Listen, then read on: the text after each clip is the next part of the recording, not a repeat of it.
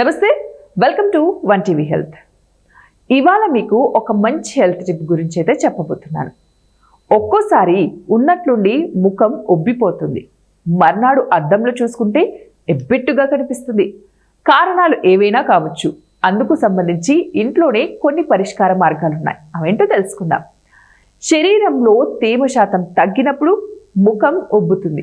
అలాంటి సమస్య తరచూ తలెత్తుతుంటే నీళ్లు ఎంత ఎక్కువగా తీసుకుంటే అంత మంచిది. అలానే వంటల్లో ఉప్పు శాతం తగ్గించాలి.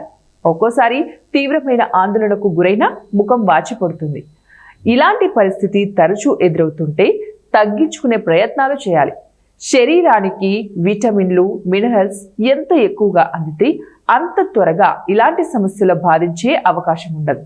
అందుకోసం ముదురాకుపచ్చ ఆకుకూరలు, పండ్లు ఎక్కువగా తీసుకుంటూ ఉండాలి. ప్రతిరోజు కూడా వ్యాయామం చేయాలి. కుదరకపోతే ఇంటి పనులు చేస్తూనే శారీరక శ్రమ ఉండేలాగా చూసుకోవాలి.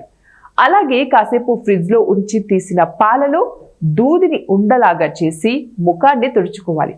ఇలా చేయడం వల్ల వాపు, నొప్పి తగ్గిపోతాయి. ముఖం మీద పేరుకున్న మురికి కూడా తొలగిపోతుంది.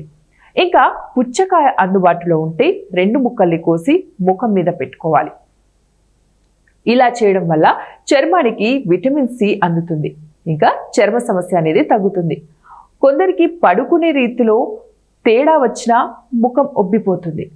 ఎత్తు మీద పడుకోవడం, పడుకున్నప్పటి నుంచి లేచే వరకు ఒకేలా ఉండటం వల్ల కూడా ఈ సమస్యలు ఎదురయ్యే ప్రమాదం కూడా ఉంది.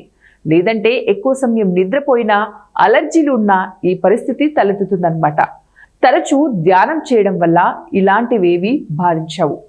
సో మరి ఇవండి ఇవాల్టి తాజా టిప్స్. మరిన్ని టిప్స్ కోసం చూస్తూనే ఉండండి వన్ టీవీ హెల్త్.